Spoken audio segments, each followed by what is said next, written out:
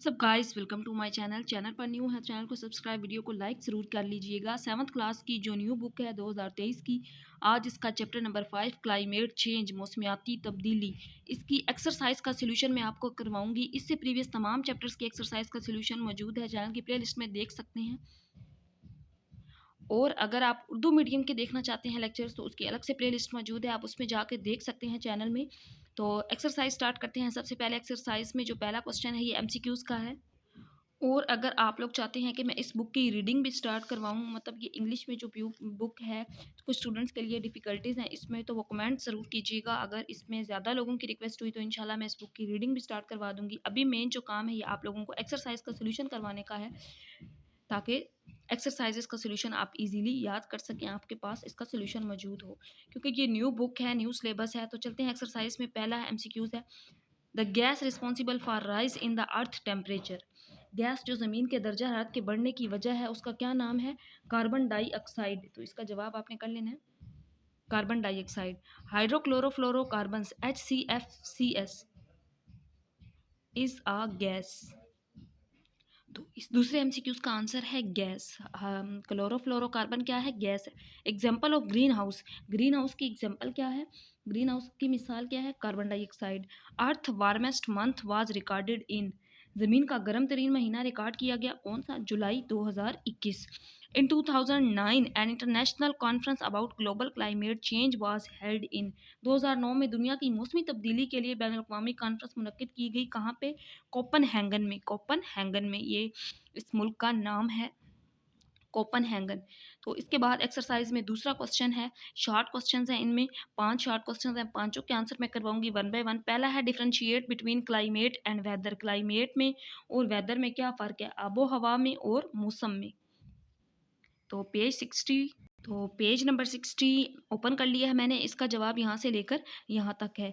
The only difference between weather and climate is that weather is short term study of atmospheric condition. Weather क्या है? ये short term study है।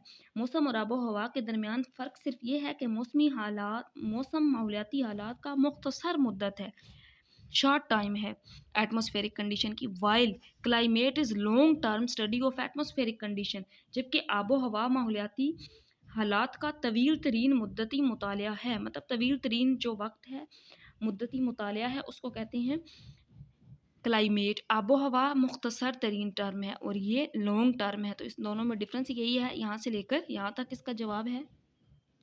यहाँ पे भी है weather as climate, short term state of the atmosphere, atmosphere की short term और long term pattern of weather, इसको क्या कहते हैं? क्लाइमेट। दोनों में डिफरेंस ये भी कर सकते हैं, या यहाँ से लेकर यहाँ तक इसका जवाब कर लेना है आपने पेज नंबर 60 पर। तो इसके बाद जो दूसरा क्वेश्चन है ये है, व्हाट इज़ ग्लोबल वार्मिंग। इसका जवाब पेज नंबर 62 ओपन करें। तो पेज नंबर 62 पर यहाँ से लेकर यहाँ तक है, the level of carbon dioxide in earth atmosphere has been rising consistently.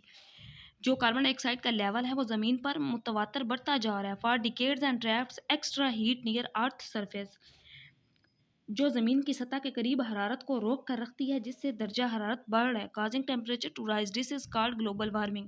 इसको क्या कहते हैं? Global warming. यहाँ से लेकर यहाँ तक इसका आंसर कर लेना है आपने। अगेन इसकी उर्दू बता देती हूँ मैं।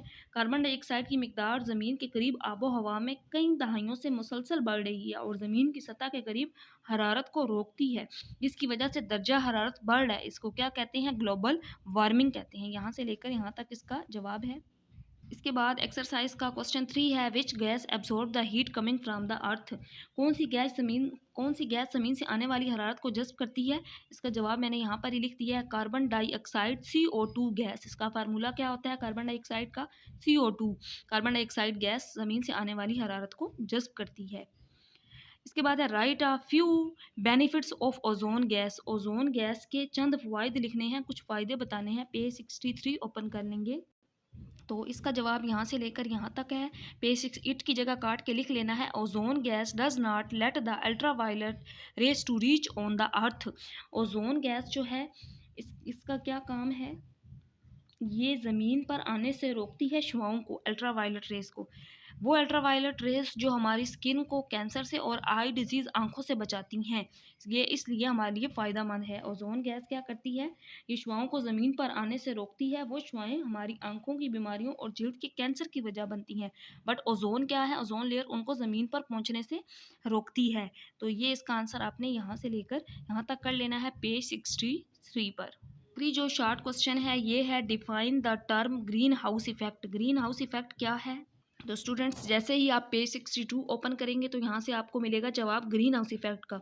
यहाँ से लेकर यहाँ तक ग्रीन हाउस इफेक्ट है। The green house effect is the way in which heat is trapped close to the earth surface by green house gases. Green house effect वो तरीका है जिसमें गर्मी को ग्रीन हाउस गैसों के जरिए ज़मीन की सतह के करीब रोक लिया जाता है हीट को। These heat trapping gases can be imagined as a blanket wrapped around the earth. तो ये जो गर्मी रोकने वाली गैसों को ज़मीन के गिर्द एक कंबल के तौर पर तस्वुर किया जाता है। ब्लैंकेट मतलब कंबल के तौर पर। उन गैसों को जब ज़मीन के करीब रोका जाता है तो उन्हें एक ब्लैंकेट के तौर पे रखा जाता है, कीपिंग द प्लैनेट वार्मर, ताकि कुराए अर्थ जो है वो गर्म रखे, कुराए अर्थ को गर्म रखे, जो कि कुराए अर्थ को गर्म रखता है। Green houses include carbon dioxide. Green house में कार्बन डाइऑक्साइड गैस है, मीथेन गैस है और वाटर वेपर्स हैं, पानी के बुखारात होते हैं। तो इसको ग्रीन हाउस इफेक्ट कहते हैं। इसका जवाब यहाँ से लेकर यहाँ तक आपने करना है। इसके बाद ही साथ ही एक्सरसाइज के तमाम क्वेश्चन का सोल्यूशन हो गया है कंप्लीट शॉर्ट क्वेश्चंस का। नेक्स्ट लेक्चर में हम करेंगे इसके लॉन्ग क्वेश्चंस।